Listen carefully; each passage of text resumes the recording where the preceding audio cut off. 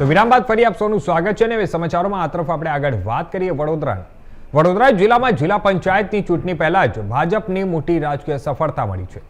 રણોલી જિલ્લા પંચાયત બેઠક ઉપર ભાજપના ઉમેદવાર કેરવીબા ગિરિરાજસિંહ જાડેજા બિનહરીફ થયા છે।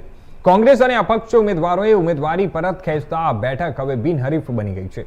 વડોદરા જિલ્લાના રણોલી જિલ્લા પંચાયત બેઠક ઉપર ચૂંટણી પહેલા જ રાજકીય સમીકરણો બદલાઈ ગયા છે।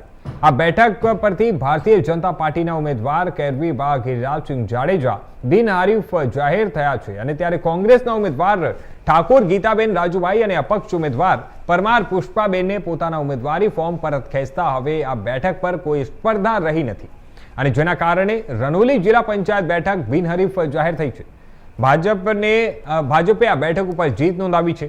ચૂંટણી પહેલા જ કોંગ્રેસ દ્વારા ઉમેદવારી પરત ખેંચવામાં આવતા જ રાજકીય વર્તુળોમાં અને કોંગ્રેસની રણનીતિમાં ત્યાં સ્વરણ ગતિમાં તરીકે પણ જોવામાં આવી રહ્યું છે અને આ સાથે જ વડોદરા જિલ્લા પંચાયતની વધુ એક બેઠક બિનહરીફ જાહેર થવાથી ભાજપના કેમ્પસમાં ખુશીનો માહોલ જોવા મળી રહ્યો છે।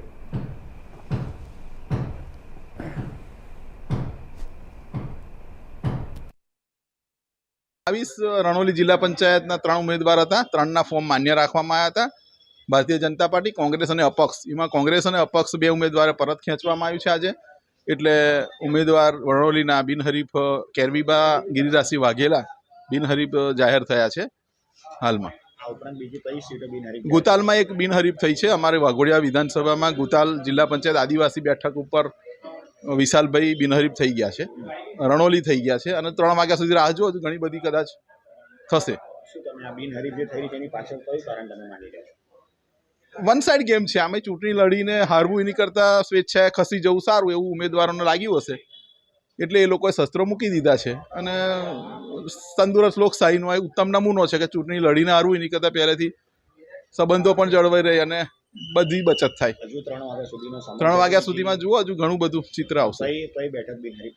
અનગઢમાં લાગી રહ્યું છે કદાચ અનગઢ પર બિનહરીફ થાય, બાકીની આરો અલગ અલગ તાલુકામાં છે એટલે એની માહિતી આવે એટલે કહું। જનક પરમાર મંત્રી